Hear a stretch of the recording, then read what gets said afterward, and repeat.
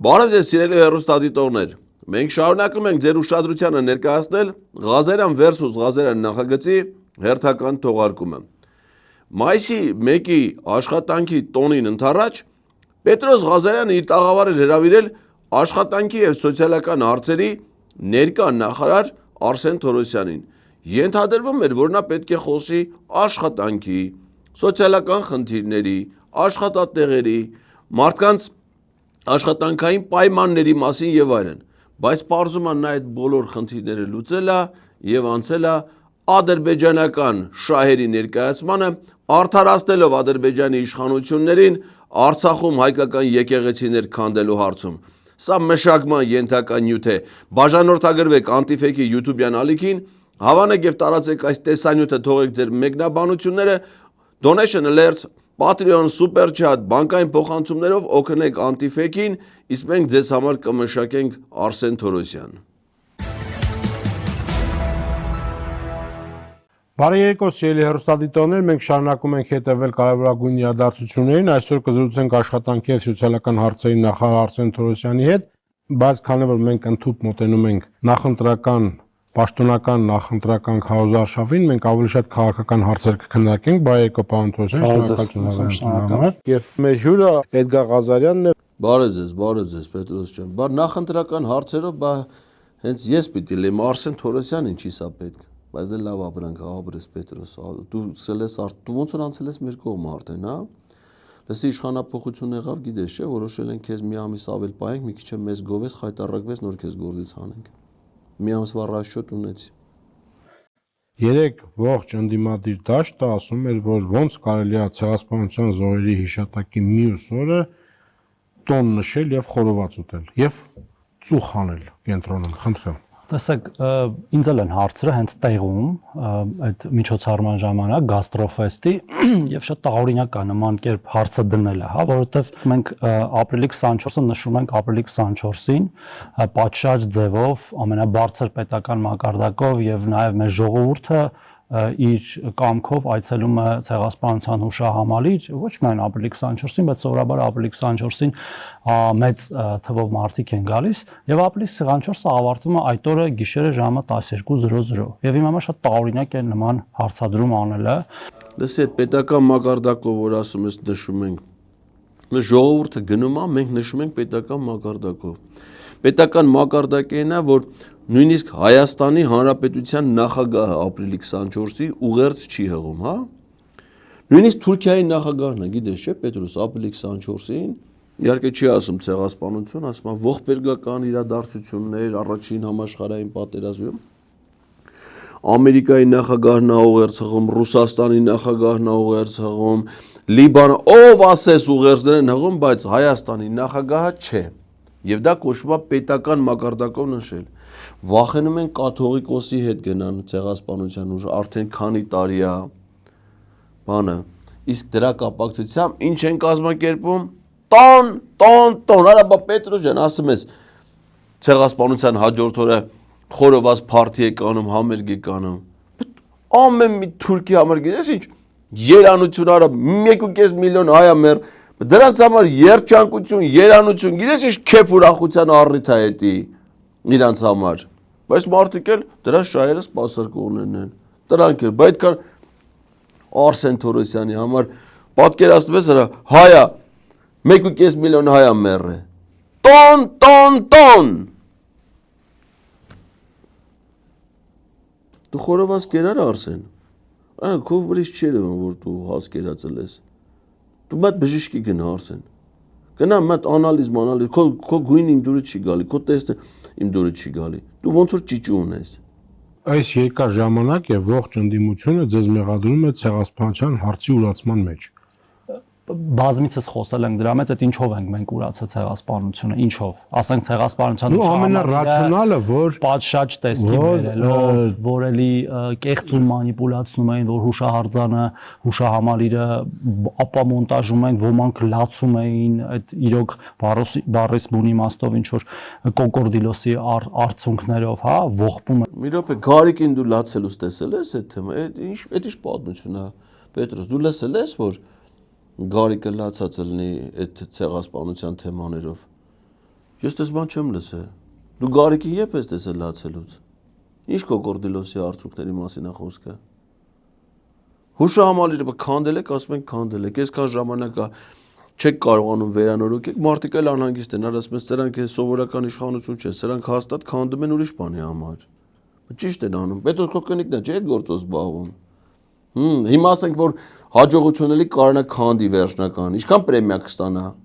7 միլիոն է դրա համար կտան, այ որ տան լավ կլինի։ Այն թե մենք քանդում Չէ, հրաժարվում եք այդ հարցը առաջ տանելուց։ Հարցը առաջ տանելու կամ չտանելու հարց չկա, հասկանում եք, կա փաստ պատմական, որը մեր համար անհերքելի է, եւ մենք չենք ուզում որևէ մեկի հետ որևէ քննարկում ունենալ այդ հարցով, որտեվ քննարկումը ինքնին հարցը կասկածի տակ դնել է նշանակում, ոչ թե քննարկումը փակելը, հա, երբ որ դու գնում ես մի երկրի խնդրում ես, որ քեզ ճանաչեն ցեղասպանության փաստը ինքնին, այսինքն քո համար ինչ որ բան է փոխվում իր ճանաչումից։ Դու ավելի շատ ես սկսում հավատալ, որ դա տեղի է ունեցել, թե ավելի քիչ ես Դա նպաստում է, որ հարցը ավելի հանրայնանա եւ Թուրքիայի վրա ճնշում լինի։ Լսի, ով ասում որ պետք է քննարկվի, ով ասում որ մինչև հիմա քննարկվել դա, ճանաչումը եւ դատապարտումը դա նշանակում է քննարկում, ոչ։ Ճանաչումը եւ դատապարտումը նշանակում է փաստի արձանագրում, պետական ամենաբարձր մակարդակով եւ մինչեւ հիմա բազմաթիվ երկրներ, միջազգային կազմակերպություններ, պաշտոնապես խորհրդարանների մակարդակով, պետությունների ղեկավարների մակարդակով ճանաչել եւ դատապարտել են այդ ցեղասպան։ Բա ճանաչում եւ դատապարտումը ինչի համար է։ Ճանաչում եւ դատապարտումը դրա համար է, որ կարողանաս Թուրքիայի հետ հարաբերություններ կառուցես, որովհետեւ եթե Թուրքիան չի ընդունում հայոց ցեղասպանություն, այսինքն չի ընդունում, որ քեզ ցեղասպանությանը ենթարկե, նշանակում է մտադրություն ունի քեզ նորից ցեղասպանության ենթարկի, չէ՞։ Եթե գիտես ո՞վ էր ասել Պետրոս։ Արա մի ժամանակ մի հատ վարչապետ ունեի, անենց հայերեն ասել մարդը, արա թե ինչ է լավ է տղան, ես տենց չհասկացա։ Բան էր անում Նիկոլ Փաշինյան 20 թվականի 44 օրյա պատերազմի ժամանակ ասում է, սա մեր պատերազմը չի միայն Ադրբեջանի դեմ, սա նաև մեր պատերազմն է Թուրքիայի դեմ, Թուրքիան վերադարձել է Հարավային Կովկաս, որպեսզի 100 տարի անց իրականացնի իր մտադրությունը, ցեղասպանի հայ ժողովրդին, բնաջնջի հայ ժողովրդին եւ վերացնի հայկական պետական։ Արա ինչ խելաց, ինչ հայրեն ասել, թե ինչ է լավ արել, թուղթ են արա դրան, հա։ Թուղթ են արել դրան Պետրոս։ Ատե շուռ եկավ էս մարդը 180 աստիճան, էլ են առաջվա Նիկոլը չի էլի։ Արա իմ շատ հայրեն ասել։ Ինչ, բայց քան ազնիվ էր, ասում էր սենց կանեմ, թալանը կբերեմ, կվերադարձնեմ, երկիրը կզարգացնեմ, արդարություն, խոսքի ազատություն, արդարադատություն, արա ինչ նպատակ։ Չկարացել արա դե, որ չկարացին չանենք Արսեն ջան, կարող է տանք ձեռներդ ճամփենք այդ ձեր սիրելի Թուրքիա, մենք էլ մեր երկիրը փոխենք, փոփոխություններ կատարենք, նորից դզվենք նորմալ ապրենք, ցեղասպանությունն էլ ասենք ցեղասպանությունն ա եղել, արած սար ա եղել, սաղ բերենք գցենք տեղը, հա Արսեն, շատ կնեղվես, ջանդամը նեղվես։ Ճնշում լինի, որ ինչ լինի, այդ Որ Թուրքիան ճանաչի։ Որ Թուրքիան ճանաչի եւ ինչ լինի։ Այդ հարցի պատասխանը ոչ մեկ չի տալիս, որովհետև Հայաստանի Հանրապետության համար դա պատմական ողբերգություն է, որը մենք տեսել ենք ու պետք է այնպես անենք, որ այն երբեք չկրկնվի, հա, պատմությունից դասեր քաղելու էս մեր ամբողջ օրը, որ դրա մասին խոսում ենք, ինչի մասին է, որ մենք լսի, բա որ ֆաշիստները հրեաներին էին ցեղասպանության ենթարկել, բայց նպատակը ինչ էր, որպեսզի ճանաչեն, որպեսզի Գերմանիան ճանաչի դատապարտի, որ կարողանան հարաբերություններ կառուցեն, չէ՞։ Եթե Գերմանիայի դաշնային կանցլերը Վարշավայում հրեաների ցեղասպանության հուշարձանի առջև ծնկի չկար, հնարավոր էր, որ Լեհաստանի եւ Գերմանիայի միջև, Գերմանիայի ու ամբողջ աշխարհի միջև հարաբերություններ կառուցվի, չէ՞։ Ասեմ, բա պետք է դատապարտեք, եթե դրա շարունակողը չեք։ Բայց եթե չես դատապարտում, ուրեմն ուզում ես էլի անես, չէ՞։ Ահա։ Բա որ ուզում անի, էլ ինչ հարաբերություններ։ Եթե հարաբերությունների մի կողմը քեզ ուզում է ցեղասպանության ենթարկի, դրա հետ էլ ինչ հարաբերություններ ես դու ուզում կառուցես։ Այն ժամանակ պիտի կառուցես, որ ժամանակ, որ ինքը ընդունում է, որ քեզ ցեղասպանությանը չէ ենթարկե։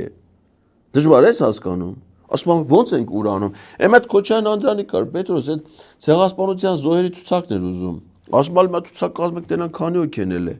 Երևի կասեր բաներն էլ է պետք։ Անազգանուն հայրանուն հասե հեռախոս, իմեյլի հասե, WhatsApp-ի հասե։ համարը, որ պետք է լինի, զանգեք տենանք ով է վերցում այդ համարը։ Բա ինքը ուրեմն 44 օրյա պատերազմի հանգամանքներն ուսումնասիրող հանձնաժողովի նախագահ պատերազմի հանգամանքներ չի կարացե պարզի 6 տարի առաջվա։ Ինքը 22 թվի Ջերմուկի պատերազմում զոհված 240 հոգու ցուցակը չեն հրապարակում, բայց ասում է 111 տարի առաջ զոհվածների ցուցակը պիտի հրապարակենք։ Բան անենք էլի, մենք պարզենք տենանք ովքեր են, հələ 1 միլիոն ու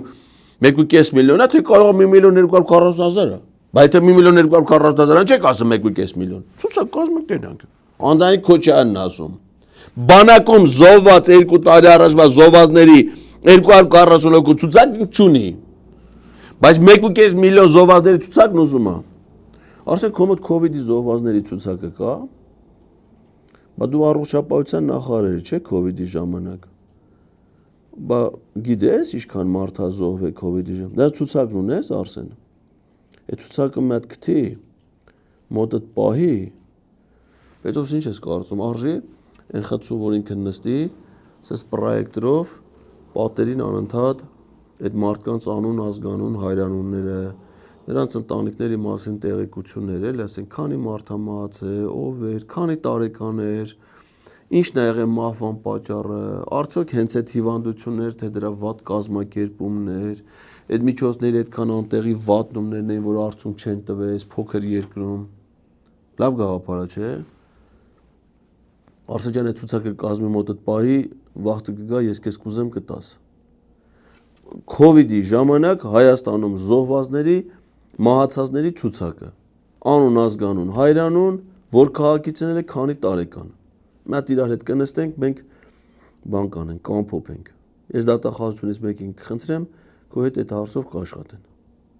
Այդ ամեն ինչի միջով անցնելով եւ գոյատևելով որպես այն ժամանակ ազգ հիմա այլ պետություն, պետքա այնպիսի պետություն կառուցենք, դրանով ենք վառ պահելու ցեղասպանության զոհերի հիշատակը ամուր, ժողովրդավար, զարգացող պետություն կառուցելը, որը իր բոլոր հարևանների հետ, անկախ պատմական անհարթություններից, անկախ նաեւ Օսմանյան կայսրության ժամանակ հայերի ցեղասպանությունից, պետքա կարողանա ապրել այնպիսի հարաբերությունների մեջ, որ ունենա բաց սահմաններ, ունենա զարգացող տնտեսություն, ունենա ճանապարհներ արտաքին շուկաներ, այդ թվում եվրոպական եւ ոչ միայն, եւ ոչ թե հակառակը։ Հիմա որ ցեղասպանությանը sense ուրանում եք,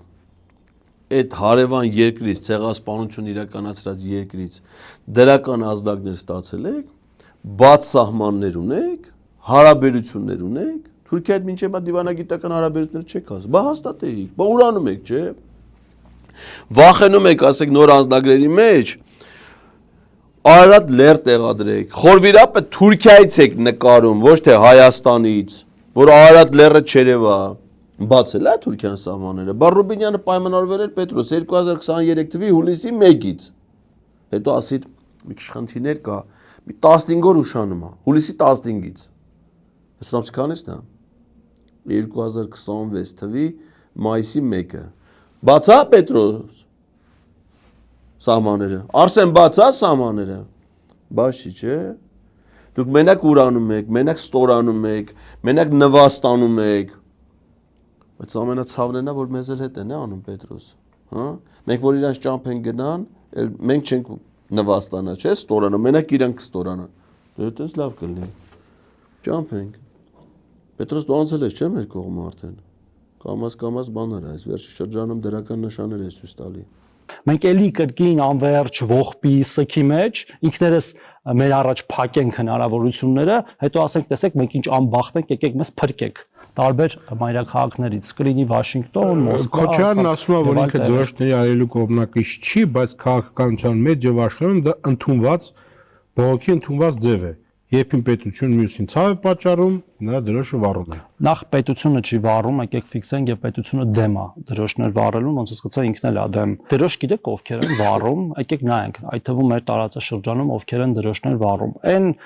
խմբերը կամ անձինք, որոնք որ անճարությունից այլ ոչինչ չեն կարող անել, ինչ որ իրենց պրոտեստը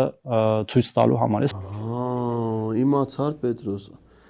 Դրոշի նկատմամբ անարգանք ցուցաբերում են անճարությունից։ Փաստորեն Արսեն է, որ Իլհամ Ալիևը Արցախում նախագահական նստավայր մտնելուց Արցախի դրոշի վրով ոտքերը սրբելով քայլում էր, իսկ Արցախի դրոշը դա Հայաստանի դրոշն է, ընդամենը մի դետալով է առանձնանում, նույն Հայաստանի դրոշն է։ Հիմա որ Իլհամ Ալիևը Հայաստանի դրոշը, որ նույնն Արցախի դրոշը գցում է ոտերի տակ, անճարությունից Պետրոս Նիկոլա Ալիևին այս վիճակի մեջ է դրել, այնպես տուպիկի առաջ է կանգնացել, որ Ալիևը անճարությունից Հայաստանի դրոշը գցում է ոտերի տակ, բա խեղճ լինի Ալիևը, այդպես կզծրել են, դու գիտես մենակ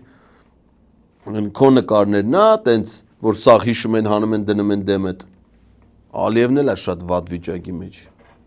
Ասել ասում եմ, մենք անճար չենք, մենք ենք մեր ճակատագրի տերը ուժեղ պետություն կառուցելու, զարգացող պետություն կառուցելու, այդ դրոշ վառելով, ո՞նց ես նպաստում այդ նպատակի իրագործման։ Լավ, մեր նպատակը ո՞րն է, որ լինի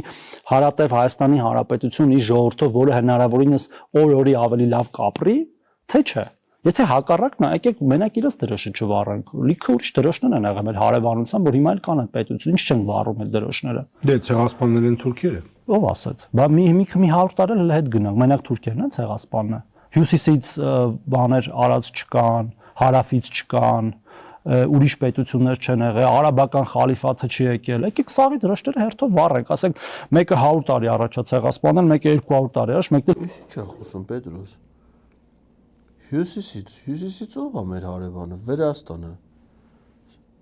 Վրաստանից բացի էլ ով կարա հյուսիսում մեր հարևանը լինի,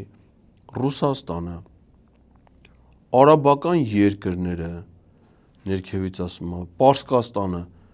ասում եմ դրանք մեծ ցեղասպանության են ենթարկել, ես դու լսել ես Պետրոս։ Այսինքն սա Վրաստանին, Ռուսաստանին, Իրանին, արաբական երկրներին մեղադրում է ցեղասպանության մեջ, ասում են նրանք ցեղասպանություն են արել։ Արա դու հասկանում ես ինչ ես խոսում։ Դու ապուշ չես արա։ Էս ինչ ես խոսում։ Ոնց է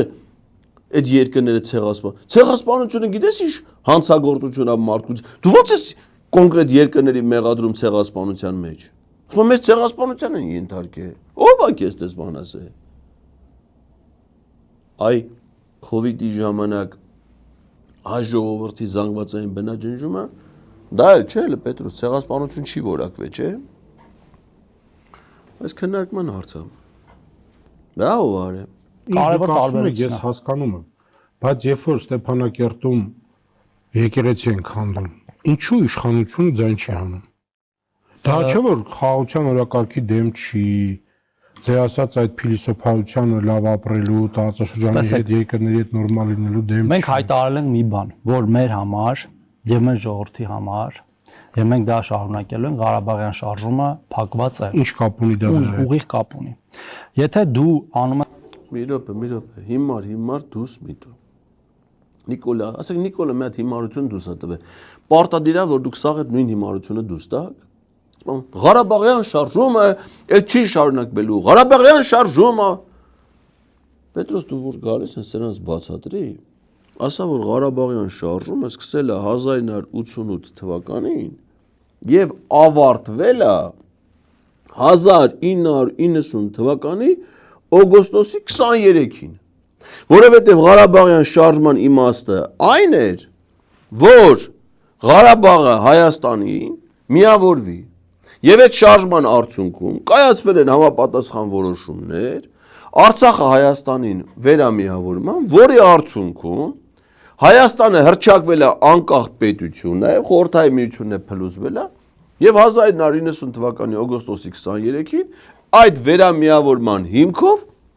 անկախության հռչակագրով հիմնվել է Հայաստանի Հանրապետություն անվանումով պետություն։ Ղարաբաղյան շարժումը դրանից հետո ավարտվել է։ Էլի Ղարաբաղյան 2026 թիվն արա։ Էլի Ղարաբաղյան շարժում։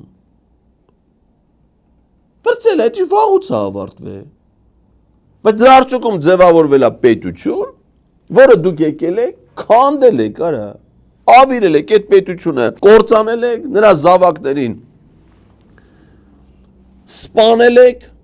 դարձել եք նրանց մահվան պատճառ, ձեր հրահրած պատերազմներով, արդյունքում այդ երկիրը չեք կարացել պաշտպանել, հանձնել եք Ադրբեջանին, հիմա էլ այդ Ադրբեջանի տարածքում արդեն իրանց վերահսկողության տակ մնացած տարածքներում։ Անցել են արդեն հայկական հետքը վերացնելու, բոլոր հուշարձանները վերացնելու, եկեղեցիները վերացնելու։ Դե մենք ինչ կապ ունենք, դե ինքը ինչ կապ ունի, Պետրոս։ Ինքը ընդամենը այս երկրի ղեկավարն է, Պետրոս, տանում է աշխատավարձ, տանում է պրեմիա, ունի մեքենա, տունը առնում են, ամեն ինչ առնում, ինքը դրա տերն է։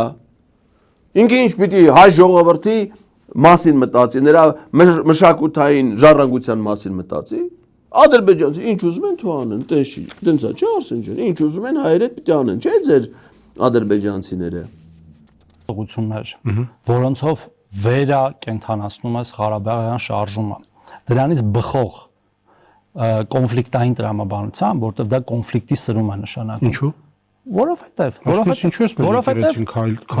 դա ինչ կոնֆլիկտի սրում է։ Որովհետև իր ինքնիշխան տարածքում նույնիսկ որևէ երկրի ինքնիշխան տարածքում Հայաստանի եկեղեցի չպետք է քանդեն։ Այո, իհարկե չպետք է քանդեն։ Մի րոպե, ասում ինքնիշխան տարածքում ինչ ուզում է անում է։ Արա, որ էդի իր ինքնիշխան տարածքն է։ Նախ Կեֆանից դառավ իր ինքնիշխան տարածքը։ Քանի դու Հայաստանում իշխանության չէիք եկե, այդ ոնց որ իր ինքնիշխան տարածքը չէր, չէ՞։ Այս Ստեփանակերտի եկեղեցիներն էլ նոր էին կառուցվել, անկախությունից հետո։ Բա ոնց էին կառուցվել, որ այդ իրանց ինքնիշխան տարածքներ։ Շին թույլտվություն ով էր տվել եկեղեցու կառուցման, Ալիևը։ Բա դուք եկաք իշխանության, այդ տարածքը դառավ իր ինքնիշխան տարածք։ Բա որ այդ իր ինքնիշխան տարածքն էր։ Դու Արցախում ինչ գալաթ է Իրանում կարաս ասես։ Ընդեղից տենց հայրենասիրական գրառումներ էր անում, թե Արցախը մեր ինքնության մի մասն է կազմում, բանա։ Բայց ինչ գործ ուներ դու այդ Ադրբեջանի ինքնիշխան տարածքում։ Հիմա դա ասում է իր ինքնիշխան տարածքն է, ինչ կուզի կանի Պետրոս։ Կուզին դե մեր հայրենակիցների գերեզմաններն էլ քանդի, եկեղեցիներն էլ, բա իր երկիրն է բա արդեն, բայց մարդիկ եկել են մեր երկիրը հանձնել են Ադրբեջանին, ասում են իրաց երկիրն է։ Հիմա էլ ընդ բարբարոսություններ են անում, դասում այ քեզ բան։ Լավ կլի չանեն։ Լավ կլի, դե որ անում են, հիմա ինչ անենք, որ անում են։ Բայց եթե դու կարգավորման փուլում, երբ որ ուզում ես քո հարաբերությունները նորմալացնես, այդպիսի հարց ես բերում օրակարգ, ըստ էության նաև ինչ որտեղ ներքին գործերին չմիջամտելու բանով, հա, եթե դա պատմական մշակութային ժառանգություն, դա այլ ձևով է։ Պատմական մշակութային ժառանգությունը քանդել են։ Եվ ես կարծում եմ, որ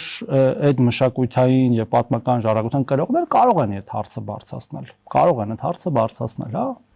Տարբեր ՅՈՒՆԵՍԿՕ-ն է հիմնականում դրանով զբաղվում եւ ՅՈՒՆԵՍԿՕ-ում կարելի է այդ հարցը բարձրացնել։ Պետրոս ջան, ասում եմ ՅՈՒՆԵՍԿՕ-ն թող քո ինչ պետք է նայարը, կամ իր ինչ պետք է նա։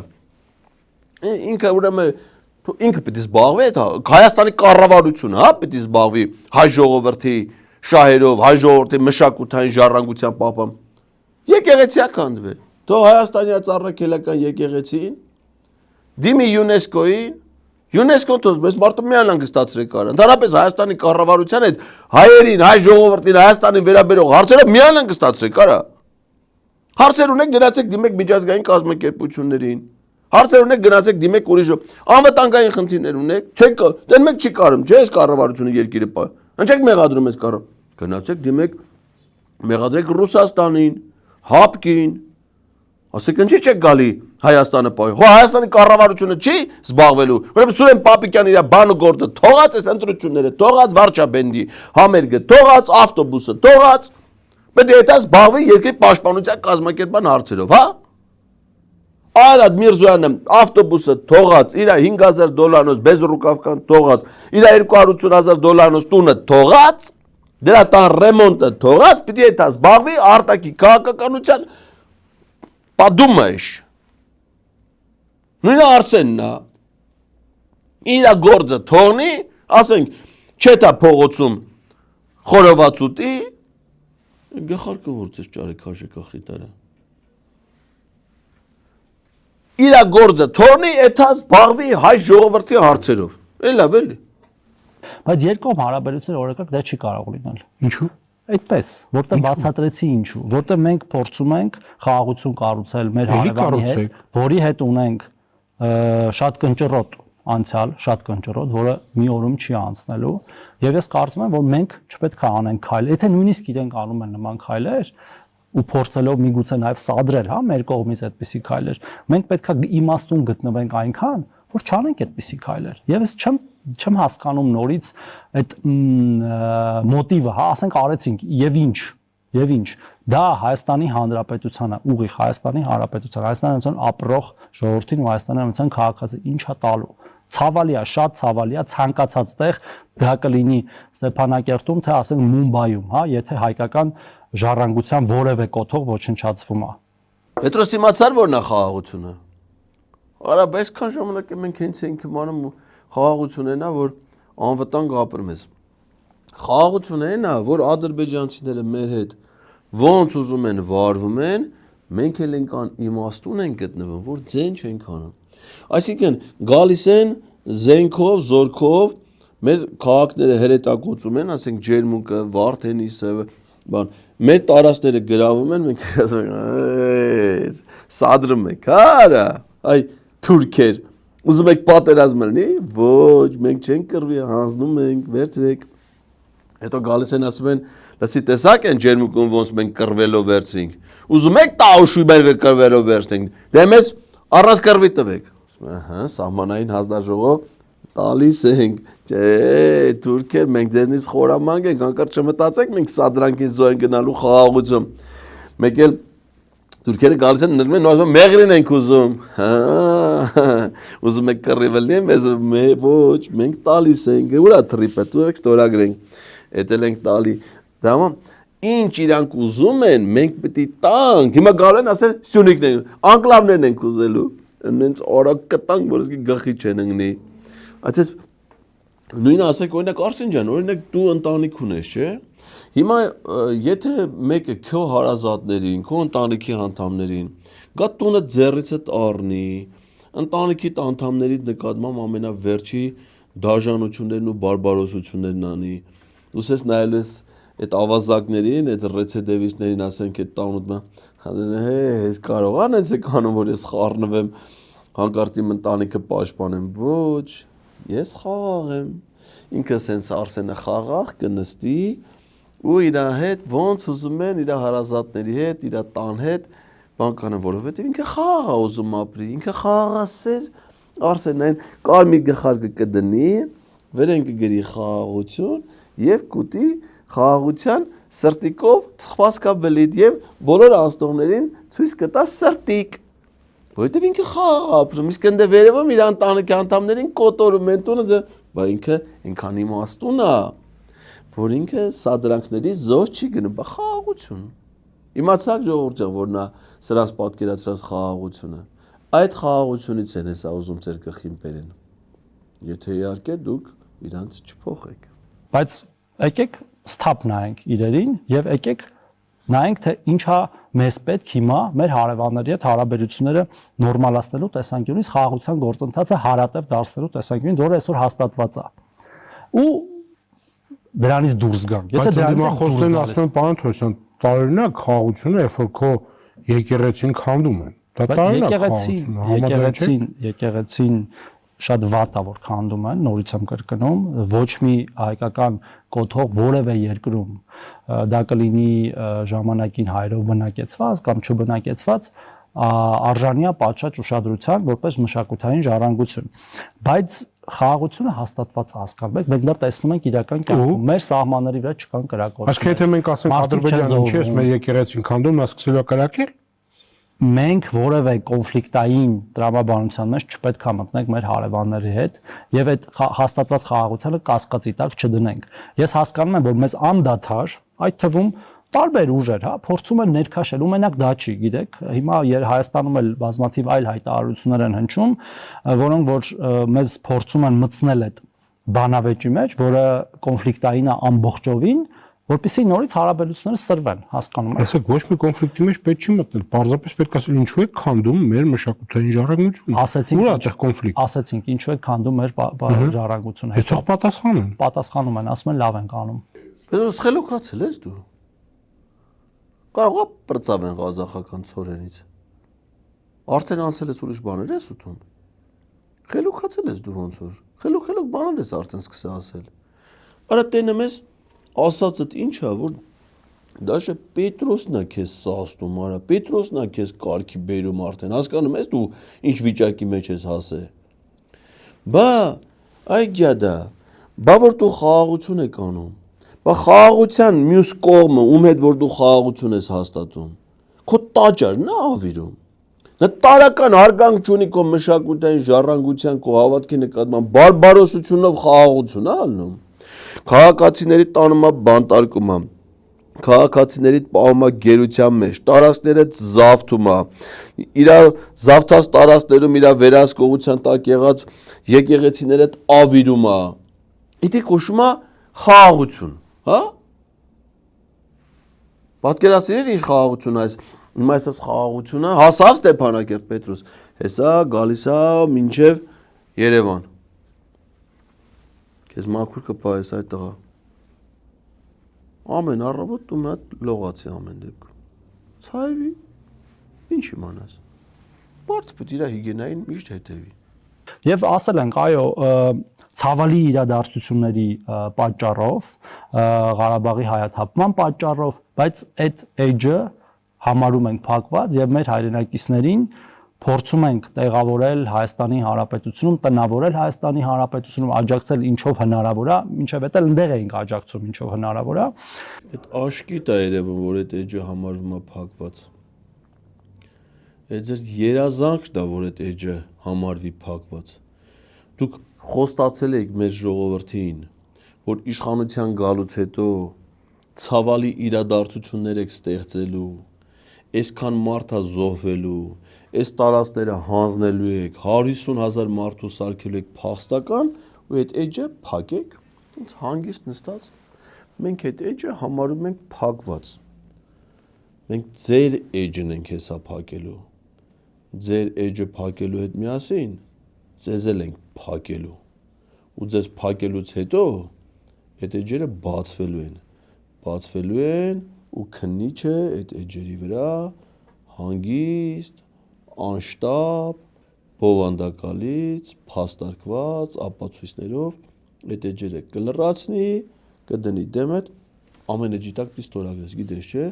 ամեն էջի տակ ստորագրում ես, ասում ես հաջորդին, ստորագրում ես, ծանոթացա, կասի, մի քնիչ քեզ կասի, էջերը փակում է։ Լավ, ընդդիմախոսները ասում են, որ այդ տոնը դուք օգտագործեցիք քաղաքական PR-ի համար։ Այսինքն Տպավորությունն է, որ ոչ թե քաղաքացու օրն է, որը բոլորի օրն է, այլ հենց ԿՊ-ի օրն է։ Ես տենց տպավորություն չեմ ստացել, այնտեղ անձամբ Դուք եք այնտեղ առաջին դեմքերով, դուք եք այնտեղ մարդկանց հետ շփվում, բազմաթիվ մարդիկ կային, ցանկացած մարդ կարող էր գալ եւ շփվել, բազմաթիվ լրագրողներ կային, որ շփվում էին այդ նույն լրագրողներից եւ քաղաքացիորը առաջի անգամ չի որ նշվում է, պարզապես երկարատև դադարից հետո վերսկսվեց նշվելը։ Մի րոպե, հələ մի հատ դրան մինչև հասնել եմ։ Այդ որ ասում ես ամեն տարի նշել ենք, բանցած տարին չի չէի նշել։ Նախ էլ մեկ կարաս ասես, Պետրոս դու հասկացել ես այդ քաղաքացու օրը, այդ ինչ տոն է։ Ասենք օրինակ քաղաքացու օրն է, չէ՞, ընդհանրապես սրանք են էլի սահմանը 18 թվից հետո։ Ասենք լույսը բացվում է քաղաքացու օրն է։ Ինչ պետք է անենք։ Օրինակ ուրիշ տոների գիտենք, չէ՞ ինչ ենք անում։ Ընդհանրենք, եթե նոր տարի է, գիտենք, որ պիտի սեղան դնենք, իրար շնորհավորենք, եթե Սուրբ ծննդյան տոնն է, գիտենք, որ պիտի եթանք ճրագալույցի պատարագի մի օր առաջ, հետո գանք Սուրբ ծննդյան պատարագից հետո սեղան նստենք, փլավ ալնում, չամիչով, ձուկ, գինի, էդի գիտենք։ Հետո ասենք օրինակ զատիկին, գիտենք, ձու պիտի խաշեն, այդ ձևավորումները սա գիտենք։ Բոլոր տոներին մայիսի 9-ին գիտենք, որ պիտի եթանք հաղթանակի զբոսայգի վետերանին շնորհավորենք, Արցախի պատերազմի մասնակիցներին պիտի շնորհավորենք։ Բոլոր տոները, այրամ, այս քաղաքացու, մարտի 8-ին, գիտենք, որ պիտի կանանց նվերներ առնենք, ծաղիկներ առնենք, շնորհավորենք, զանգ, արիս քաղաքացու, լույսը բացվում, մարդիկ ասում, հիմա ինչ պիտի անեն, հա, ում պիտի զանգես, ինչ պիտի ասես, ասենք, զանգես, ուր էթաս, ընկերներով պիտի գնաս, թե ընտանիք, ուր էթաս, ինչ ասես, մեծ անկապ բան։ Էդի կոչվում է քաղաքացու խալի են լվացել մի անգամ ու վերջ։ Հիմա եկել ընտրություններից առաջ գաստրոֆեստ։ Նիկոլն ասում է խորոված Փարթի ալերնել ասում է, արա հետո է այդ հիմարը որ էլ այդպես բառացի չի ասում, այդպես հասկացնում ասում, ախ հետո ամոթել էր, լավ էլի խորոված փարթի, հա, խորոված փարթ, Նիկոլ ասում, մենք կազմակերպել ենք, արա դա ասում է խորոված փարթ, խորովածը ինչ կապ ունի քաղաքացու հետ, քաղաքացին ասիկն չի խորոված ուտում, եթե ոչ ասենք օրինակ հաճարով սնկով փլավ ենթադրենք, ինչի է փողոցում ուտում, ասենք Հայաստանի քաղաքացին նա այն մարդն է, ով որ փողոցում պիտի խորոված ուտի, խորովածն է բերում են թանկ, մենակ հոտն են քաշում, իսկ բերել են իրանց քաղաքացիներին հոտը քաշում են, չեն կարմուտեն, որովհետև 6000 դրամ է։ Էդի կոչվում է քաղաքացու տոն։ Բաս մեկ է մյուս տարիներին ինչի չեք նշում, որտեղ ունեցել ենք այդ թվում քիչ առաջ խոսած ճգնաժամեր։ Այ նախընտրական տարում վերադարձեցիք։ Կոവിഡ് ենք ունեցել, հետ պատերազմական ճգնաժամ ենք ունեցել, մեր երկրի ինքնիշխան տարածքի վրա հարձակում ենք ունեցել, Ղարաբաղի դեպքեր ենք ունեցել։ Մի րոպե, բա որ այդ Covid-ը եղել, ինքնիշխան տարածքի վրա հարձակում ա եղել, հետ պատերազմյան ճգնաժամ ա եղել։ Բա դա ձեր կյանքի բարեկեցության վրա չի անդրադարձել, որդ ինչ տուն, ինչ սեփականություն, ինչ հարստություն առել եք հետ պատերազմյան շրջանում Covid-ի ժամանակ կամ Արցախը վերջնական հանձնելուց հետո եք արել։ Հələ դուք երկուսով եք ստե մա ձեզնից խոսանք։ Ուրեմն Covid-ի ժամանակ Պետրոս, այս երիտասարդը, այս Հայաստանի Հանրապետության մահվան նախարարը, որ այնտեղ համատարած ժողովուրդը հազարներով կոտորվում էին 2020 թվականի սեպտեմբերի 18-ին Ծաղկաձորում առել է հողամաս։ Սուտ չեմ ասում, չէ՞ Արսեն ջան։ Մատ կբացես գույքիդ եկամուտների հայտարարագրերը։ Օգոստոս սեպտեմբերի 18-ին 20 թվականի Covid-ի ժամանակ 2024 թվին արդեն մարտի 25-ին այդ հողի վրա վերախոյանում մի հատ սիրուն առանձնատուն Ծաղկաձորում 24 թիվը Պետրոս ջան, որ ուզում ես հիշես, այդ արդեն Արցախը Ադրբեջանի ինքնիշխան տարածք էր։ Արդեն վերջնական 23 թվին այդ հարցերը լուծին, արցախցիներին սարքեց տնատեր, նոր Ծաղկաձորում Covid-ի ժամանակ առած իր հողի վրա կառուցեց իր առանձնատունը, որ մարդը գնա իր համար արդեն կյանքը վայելի։ Արած տվեց Իլհամ Բաբային, արդեն կարա կյանքը վայելի։ Պակասներ դու չէ կարա։ 2022 թվականի մարտի 9-ին բնակարան եք առել Պետրոս ջան, դու ու կնիկդ։ 2022 թվականի մարտի 11-ին, այսինքն դրանից 2 օր հետո առանձնատուն։ 22 թիվը այդ արդեն պատերազմի հարցը լուծած էր։ 20 թվականի պատերազմը եղել է, 21 թվականի այդ կապիտուլյացիան ստորագրել է, արդեն անցել է Շարլ Միշելի հետ բանակցությունների գործընթացին, այդ վաղ Պետրոսի տուն առնելը բռնում է։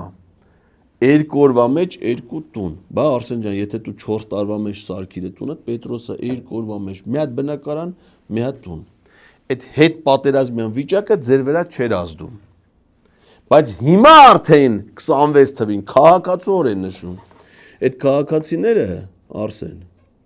2024 թվին Սրբազան պայքարի ժամանակ հավաքվել էին Հանրապետության հրապարակում ու չէին եկել խորոված ուտելու կամ համերգ լսելու ու ավելի շատ մարդ եկել են ձեր հրաժարականը պահանջելու։ Լսել եք դուք այդ քաղաքացու կարծիքը։ Դու կարմիր գլխարկը տնում ես գլխիդ, այդ ես քաղաքացու օր ես նշում, իսկ երբ որ քաղաքացին քեզ նամակ է գրում, եթեր ես մտնում, ասում ես քաղաքացի Էդգար Ղազարյանը ինձ նամակ է գրել ու առանց կարդալու պատռում ես այդ նամակը։ Այսինքն դու քաղաքացունը սենց վերաբերվում ես, բայց քաղաքացու տոնի առիթով էդմա խորոված ուտի։ Ախ վերենը չի գալի, Պետրոս, էսի լուրջ իստերման լուրջ հիվանդություն ունի սա։ Դες օրինակ քո կերած քո վրա գալիս է։ Սիրուն, թմփլը, սա ինչ ուտում է, սա էդմա համապատասխան հյուսվածքներ։ Սրա կերածը սրա վրա չի գալի Պետրոս։ Ուտելու ձևը սովորացրու սրան ոնց են ուտում։ Արսեն դու ղազախական ցորեն ուտում ես։ Ղազախական ցորենը Պետրոս կասես, ջրի մեջ մի քիչ բան արա, տաքացրու, խառնի, Մի քիչ յուղ կարած դնես ու գեր։ Ձերբակալվել է ուժեղ Հայաստանի տեխնացու Արթուր Ավանեսյանը, Կանդազը, հա։ Ընդդիմությունը ասում է, որ սա քաղաքական հետապնդում է։ Գիտեք, Էլի ընտրակաշարքի ես այդ ամեն ձայնագրությունը լսելով ինձ մի հատ հարց եմ տալիս, ասում եմ լավ, օրինակ այդպես տենց նոր, հա, նորաթուխ ընդդիմություն են կամ նորաթուխ ուժ են, բայց ինչ են իրանք այդքան հին։ Ոնց կարա նոր քաղաքական ուժը լինի այդքան հին մեթոդներով աշխատող, հին ծեծված ճանապարհներով անցնող, բայց այս անգամ արդեն նոր իրավապահ համակարգի օրոք։ Մի րոպե, Արսեն ջան։ Նախ որ այդ ձայնագրությունները լսում ես, քո մոտ հարց չի առաջանում, ասես, այդ ձայնագրությունները ով է արել։ Քո մոտ հարց չի առաջանում, ասես, արա այն քաղաքացուն, որի տոնը մենք նշում ենք, եթե մենք դրա տոնին իրանց կանչում ենք խորովածից հոտ ենք քաշում, դուք ուտում եք։ Այդ քաղաքացիներին կարելի է գաղտնը լսել։ Այդ քաղաքացուների սահմանադրական իրավունք ունի, այդ քաղաքացին անձեռնմխելիքի, անձնական կյանքի անձեռնմխելիության իրավունք ունի։ Բայց դա կարելի է այդ հարցը քո մոտ չի առաջանում։ Կամ որ այդ ձայնագրությունը հրապարակում է։ Բայց չես ասում, ախպեր, բայց եկեք իմ ձայնագրություններն է հրապարակում։ Դու հեռախոսով ընդհանրապես չես խոսում, Արսեն։ Ոչ մեկի հետ հեռախոսով։ Դուք դե թիմակիցներով, որ իրար հետ խոսում եք։ Կլինի մի հատ հրապարակի, ասենք օրինակ քո Փաշինյանի խոսակցություն։ Բայց հələ մի օր դերեք լսենք, էլ տենակ ինչ եք խոսում։ Մի հատ ասենք օրինակ ձեր շտաբի ակտիվիստները ՔՊ-ի, որ մի հատ միջոցառում ալնում, որ պիտի մարդ բերեք ապահովեք, ասենք այդակ գրողում ենք Էշմիածնի վրա, դեկտեմբերի 18-ին։ Մի հատ ասենք ինչ են Անդուրյան, այն երկու ախպերին է Անդուր, ասեմ Անդուրյան, Դուրգարյան։ Այդ Դուրգարյանների մի հատ խոսակցությունը մի հատ կարակ դնեք լսենք։ Բայց մի հատ դրեք լսենք։ Հին մեթոդները, ասում եմ, հին մարդիկ են, գիտես գնահումից հարցրու, Արսեն, հեսա ասեմ։ Ուրեմն ձեր ցուցակի 48 համարը, ձեր դավաճանաբուսի ուղևորներից է, Սերգեյ Բագրատյան, Վայոց Ձորի նախկին մարզպետ, ԲՀԿ-ական։ Հələ մի հատ գնա հարցրու ասա, այդ նախկին մեթոդները ո՞րն է ընտրական գործընթացի, քեզ կասի։ Շիրակ Թորոսյան, հիմա ձեր ցուցակի 143-րդ համարն է, 3 անգամ հանրապետական կուսակցության համամասնական ցուցակով ընտրվել է պատգամավոր։ Հələ մի հատ գնա հարցրու ասա, այդ ինչ հին է, սա Շիրակ, ընչես եք էստե։ Տիլի Գագո 149-րդ համարն է ձեր ցուցակի։ Հələ գնա հարցրու ասա այն նախկին ժամանակներում ընտրություն դուք ո՞նց եք արել։ Բանին եք հարցնես 122 ջան դուք հարցնես Պետրոս։ Սաղոյան Գևորգ, դրան դուք հարցնես։ Էդի քո Իսպանիա գնալու ֆուտբոլ, իր միասին հետ մեկ ֆուտբոլ եք նայում։ Բաջանաղն է էդի Պետրո։ Բաջանաղ եք դուք դրան։ Բա ինչ միասին որ ֆուտբոլ եք եթում նայում նկարներ դրան։ Այդրան դուք հարցնես, կասես, այն ժամանակ որ դու սա կյանքը տամոժյաներում աշխատել ես, բաներ ես արել, ինչ որ հին մեթոդներ գիտես, որ հիմա գնացել ես ԿՊ-ականներին սովորացնես։ Արա ինչքան հին կա, ինչքան կոռուպցիոներ կա, ինչքան վատ անցյալով մարդ կա, սա ձեզ ցուցակից դրանք են։ Հələ դրանք ձեր մեջի լավերն են, արա, որ դու դրանից վատն եք։ Պետրոս դու ես, չէ՞ հին։ Դու ինչ ես արել այն ժամանակ։ Այդ որ ԲՀԿ-ի երկրորդ համարն է իր ընտրությունների ժամանակ Երևանի ավականություն։ Ինչ որ անշնորհ բաներ ես արել։ Հա՞։ Այն վաղ որ դու հեռախոսով խոսել ես, լսել ենք, ես գաղտնա լսել են։ Բայց մենք դերեք լսենք արա։ Ոնց չեմ մենք բաժանում։ մարդուն գործի էինք ընդունում Ֆիկտիվ։ եւ դուք Մի րոպե, արա, ֆիկտիվ էդի բանն է։ Գևորգ Պապոյանն է։ Ֆիկտիվ է էդի ինքը ասել է, որ ինքը ֆիկտիվ հանրապետականն է եղել, չէ՞։ Հիմա էլ ֆիկտիվ կառավարությունը, ֆիկտիվը սա դուք եք արա, ասում գործի են ընդունել ֆիկտիվ։ Հիմա դու ես ֆիկտիվ նախարար հասկանում ես։ Ֆիկտիվ քեզի գործի են ընդունել, միլիոններով փողերը ստանում ես, միլիոններով, բայց իրականում ոչ մի աշխատանքը ոչ թե արդյունք չունի, արդյունքը վնաս է տալի։ Այդ է ֆիկտիվը։ Չի կարա մարդու կուսակցության գրասենյակում աշխատող լինի։ Ձեր ԿՊ գրասենյակներում աշխատողներ չկան։ Աշխատավարձ չեն ստանում այդ աշխատողները։ Բա որ իրանք ասեն ԿՊ-ի գրասենյակում աշխատում են, աշխատավարձ են ստանում։ Հետո այդ թվում ուժեղ Հայաստանն են։ Չնայած կարող է։ Հիմա սաղել ամերա ուժեղ Հայաստան են ընտրելու, կարող է ԿՊ-ի աշխատողներն են։ Խելոքելերը տես կանեն։ Դե հիմա դա ոնց են ապա։ Հենց տենց, երբ որ ասենք օրինակ մի հատ Դուք ասում եք կոնտեքստից հանում եք մարդկանց խոսքերը։ Եթե կա ինչ որ այն որ իրանց լեզվով եմ ասում ֆիրմի однодневки, հա, բայց ֆիրմա однодневка չի, բայց ֆիրմա է, կամ ՀԿ-ա, կամ ինչա, որ ունի մի հատ գրասենյակ, մի հատ աշխատող, ասենք, չգիտեմ, 1 միլիոն դրամի շրջանառություն, տենց ֆիկտիվ, բայց ունի 1000 աշխատող։ Հիմա դա ֆիկտիվ է, թե ֆիկտիվ չի։ Արա, ապուշ, ինչ ես խոսում։ Այդ որ կուսակցության գրասենյակում 1000 աշխատող, կուսակցության գրասենյակը ունենում է իր աշխատողները, թե այդ աշխատողները ինչով են զբաղվում, դա կուսակցությունն է որոշում, կազմակերպական աշխատանքներ են տանում, մարդիկ էլ դե աշխատում են, դա ընտրակաշառքի հետ ինչ կապ ունի։ Հիմա դու որ նախարար ես աշխատում, աշխատավարձերն ինչ աշխատավարձ ես ստանում։ Միլիոններով աշխատավարձ ստանում եք երիկ, չլինի դեկտեմբեր ամսին մի հատ 7 միլիոն վրից պրեմիա։ Հետո դրանից հետո որ դու ետալ ես ԿՊ ընտրես, մտել ես ԿՊ-ի ցուցակ։ Այդ ընտրակաշառք, այսինքն պետական բյուջեից քեզ ընտրակաշառք են տվել։ Ընտրակաշառք գիտես որն Արսեն։ Գրի։ Ընտրակաշառքը այն է, որ ընտրությունների օրը արդեն հայտարարված է ալնում։ Բյուջեին փոփոխություն չի կատարվում, կառավարությունը խոստանում է 500,000, 600,000 թոշակառուի ընտրակաշառք են նախկինում հայտնի գումարի չափով 10,000 դրամով թոշակ բարձրացնի։ Այդ կոչվում է ընտրակաշառք։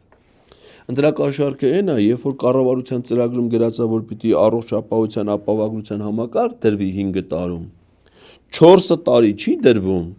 գալիս այն 5-րդ տարում ընտրությունից մի քանի ամիս առաջ անունը դնում են առողջ ապահովության ապահովագրություն, պետության վրա ծախսերը հավաքում են, մի քանի մարդու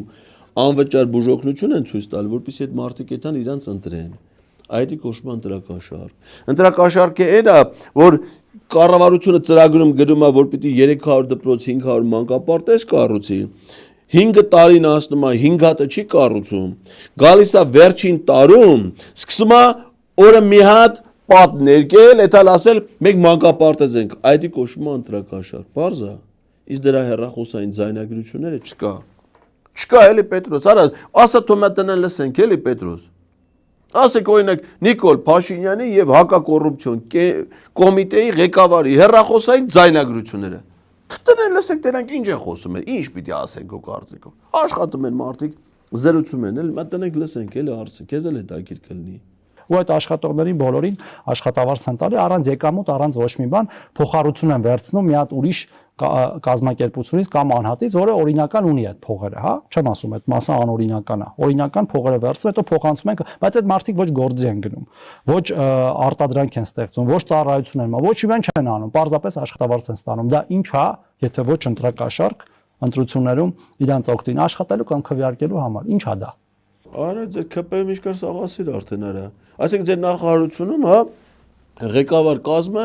Այդ մեկ գործի փոստանում եք, ոչ մի բան չեք անում։ Ինչ ես, մնա իսկ կարաս ասես, ինչ ես անում դու էլի։ Լույսը բացվել է, եկա մարդես, նստիր են ծառայական մեքենատ գնացիր հասար նախարարություն, այն աղջի մի հատ կոֆե կտնի կբերի խմես։ Հետո դու ինչ ես անելու Արսեն, ինչ ես աշխատում էլի դու։ Կարաս քո աշխատանք ասես, ինչ արդյունք կա տվել։ Մի մարդ շահել է քո աշխատանքից։ Հա, COVID-ի վաղ, այն վաղ որ առողջապահության նախարար աշխատել է, լավ արդյունքներ ունեցել է։ Ցուցակ պայի մոտ է տարա։ Հետա գալու են օբիսկանեն է ցուցակը որ մանչիկան շատ երկար տունը խառնում։ Մի անգամից կանես կասես էսա COVID-ի մահացածների ցուցակը։ Ըստ մարզերի։ Ամենաշատը որդ է հաջողության հասը։ Հարկային տեսանկյունից հրաշալի է, նույնիսկ հարկեր են վճարվում պետությանը։ Այդ ամեն ինչի եկամտային հարկ։ Մարդիկ հարկային օրենսդրության առումով բովանդակության բայով, բայց ձևով նրանք հարկային օրենսդրության տեսանկյունից խախտում չի ասում, նույնիսկ օգուտ է հարկեր են վճարվում, բայց ընտրական օրենսդրության տեսանկյունից, եթե դա արվում է մարդկանց շահագրգռելու համար, որպեսզի ընտրություններին աշխատեն կամ բան անեն, ընտրեն այս կամ այն քաղաքական ուժին ու դրա համար եւ ոչ այլ ինչի համար, այսինքն ուրիշ ոչ մի բանի համար իրենց փող չեն տալի։ Այդ փողը տալիս է միայն դրա համար, հա։ դա տեղավորվում է այդ ամբողջ հանցավոր շղթայի մեջ։ Պաստորեն լավ էլ գիտես, լավ էլ ես ուզում եմ ես հիմնավորեի, նա ինքն էլ հիմնավորեց իրան սաղ ասածը։ Պաստորեն ինչ անում են ընտրակաշարք է Պետրոս։ Ինչ ես կարծում, սրանք վերջում դատեն, այդքանը քիչ էր, մի հատ էլ գա կպնի ընտրակաշարք։ Կանթոսյան, այդտեղ ուրիշ հարց է ծագում։ Եթե դուք ունեք վստահություն, որ ձեր ասածը ոնց նկարագրեցիք ճիշտ է, սա որի՞րդ դեպքն է արդեն, չէ՞։ Որերորդ, հա։ 5-6 բա հարց չեք դնում այս ուժը պետք է մասնակցի ընտրություններին, թե չէ, որովհետև 5-6-ը արդեն համակարգային եթե դուք ճիշտ եք ասում, համոզված եք, որ դրա ընտրակաշարք է եւ վստահ եք, որ դատարանում կհաղթեք, սա համակարգային խնդիր արդեն։ Պետրոս, ես ինչ հանձնարարություններ ես ստացել, ես ինչ քարոշություններ ես անում, ես խոսքը դուր է տանում։ Ես արդեն ասում եմ 5-6 չես գում որ համակարգային բնույթ է։ Թողնենք մասնակցի այդ քաղաքական ուժընտրությունը, թե մենակ գնաք ձեր ընտրակաշարքը բաժանեք ընտրվեք։ 5-6 ինչ դեպք ա եղել Պետրոս։ 5-6 դատարկություն։ Մի դեպք եղել է, որ հիմնավոր է, որ կարողանան մեղք գտնեն, մեղք ապացույցեն։ Այսինքն է որ իրանց ենթակա դարձած իրավապահ մարմինները այդում են քաղաքական կոնկրետ ուժի ներկայացուցիչների ապօրինի ձեռնարկում, այ մերտես քանի դեպք։ Բա որ այդքան դեպք եղավ, քույն ղազախական ծորենով զարգացած ուղեղդ միած չես աշխատացնում, ասես, արես 19 կուսակցություն առաջադրվել։ Իսկ ո՞նց է ալը, որ մենակ ուժեղ Հայաստանի ներկայացուցիչներին են բռնում։ Մենակ դրանց աշխատողներն են առավոտեցիկում կանչում հարցաքննության, դրանց գրասենյակներն են ստուգում։ Մի օր չլավ արա, մի օր էլ ուրիշին բռնեն, ուրիշին անեն։ Այդ իշխանությունը լրիվ օրինական անում։ Ընդդիմություն, նա այս երկրում ապօրինություններ ան։ Բայց ղազախական ծորենովը միած չես աշխատացնում։ Հիմա էլ ասում եմ, ես արդեն 6 դեպք եղավ։ Բան անենք, թույլ չտանք մասնակցեն ընտրություններին։ Բաբոյի տարևը թույլ չես տա։ Դատարանում հաղթելը իրավապահ մարմինները կտանեն գործերը այս կամ այն բանի վրա, խորության, արդեն այդ իրանք են որոշում, ես չեմ կարող ասել, ես իմ քաղաքական գնահատականը կարող եմ տալ, որ ինչ որ մենք տեսնում եւ լսում ենք, ոչ այլ ինչա քան ընտրակաշարքի դեպքեր, արդեն որերորդ դեպքը Եվ խոսքը դեպքի մասին չի։ Իհարկե, դեպքի մասին չի եւ նման բան չի կարող ունել ինքնագործունեություն, Առավել, այսինքն դա համակարգված է։ Արթուր, ինչան, Ավանեսյանը կամ մեկ ուրիշը, այնտեղ կա ինչ է, տենց նախկինում էլ կերակրող մայր, բազմազավակ մայր, հիմա հերոս, հա։ Այդ նարկո բիզնեսի գործելավոճը շարունակվում է, էլի, դնել այնպիսի մարդկանց թիրախիտակ, որ վաղը ասեն, տեսակ ինքը բան էր։ Լսրանն ինչեր է խոսում։ Արա Դու գիտես ձեր պաշտոնավարման շրջանում այս երկրում նարկո բիզնեսը ուր է հասել, նարկոտիկի շրջանառությունը ուր է հասել, որ կոկայինը արդեն տոննաներով է ծախվում, տոննաներով է, այն վաղ գիտես չէ, Պետրոս 19 թվին գլխավոր դատախազն ասել էր հայտնաբերվել է 1 տարվա ընթացքում 56 գրամ կոկային տեսակի թմրանյութ։ Մենակ բանանի ящիկների մեջ 3 տոննա կոկայինն է, էլ չեմ ասում եմ մնացածները։ Դուք ուրեմն թողել եք իրական նարկոտիկի շրջանառությունը, սաղ դպրոցները, սաղ ջահելությունը, կամ նարկոտիկա, կամ շահումով խաղեր, այս ամեն ինչը թողել եք նարկոտիկի շրջանառությունը իրավապահները չեն կարող բռնեն, գնացել ասում եք գրասենյակի աշխատողը գրասենյակում գրանցված է օրինական աշխատում է, օրինական հարկավճարում, բայց ընդդիմություն է, քննադատում է Ալիևին եւ ասում է թե ինչի են Ստեփանակերտում քանդում հայկական եկեղեցին։ Բա ո՞նց չպատժեն այդպես հանցա։ Ինչ կապ ունի կինա, կերակրող մայրա, բան չեն դրանց թիրախավորը Պետրոս, որովհետեւ կինա չեք ասի, այ մարդ ես երեխա ունեմ անչափահաս, թողեք տվեք ձեր թղթերը, ստորագրեմ, թողեմ գնամ հասնեմ իմ ընտանիքին։ Բայց դրա համար են թիրախավոր է, հատկապես կանանց։ Զինվորականին ասում է, լեգենդար հետախույզ են ձերբակալ է, հեռախոսով խոսել է, գործողություն չի արել, ոչ մեկին ոչ մի բան չի արել, ոչ մեկի կամքի վրա չի ազդել, հեռախոսով հրապարակային է չէ, Այն որ ասես հրապարակային կոչար է, ասես կանեք հերախոսով իր անկերոջ հետ խոսելա։ Հա, բա դու ուզում ես գնդապետ լնես Արցախի պաշտպանության բանակի լեգենդար հետախույզ Լևոն Մնացականյանը նստած էլի Բաքվի բանտում, Դավիթ Մանուկյանը նստած էլի Բաքվի բանտում։ Դու գաս Երևանի փողոցները հերիք չի, քո համար ազատ մանգաս, մի հատ է քաղաքական ուժի անվտանգային ծրագիր գրես, հələ մի հատ դրա հետ միացնել հեռախոսը վերցես խոսաս։ Բա անցագործ հայ։ Ինչ պիտի անեն հայերին։ Արսեն ջան, մեր թուրքերը։ Դե հիմա կարող է ուզում է ցեղասպանեն Պետրոս, ինչ անենք։ Կարող է մենք մեր խաղաղությունը թողնենք, մտածենք մեր երկիրը պաշտպանելու, մեր ժողովրդի պաշտպանելու մասին։ Այո, Արսեն ջան, մենք մտածելու ենք մեր պետությանը, մեր ժողովրդին պաշտպանելու մասին։ Եվ լեգենդար զինվորականները, հրամանատարները,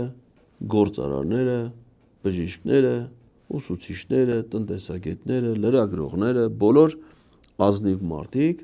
համախմբված ձեր այս փոքրիկ խմբակին կուղարկեն ձեր սիրելի ադրբեջանցիների մոտ։ Դու աթեիստ ես, չէ՞, սկի մուսուլման էլ չես, չէ՞, որ այդպես նամազան ես։ Դե ոչ ծերուն կանեն դու կնայես։ Շնորհակալություն։ Շնորհակալ։ Մեր հյուրը աշխատանքի եւ սոցիալական հարցերի նախարար Արսեն Թորոսյանն էր, կհանդիպենք ցտեսություն։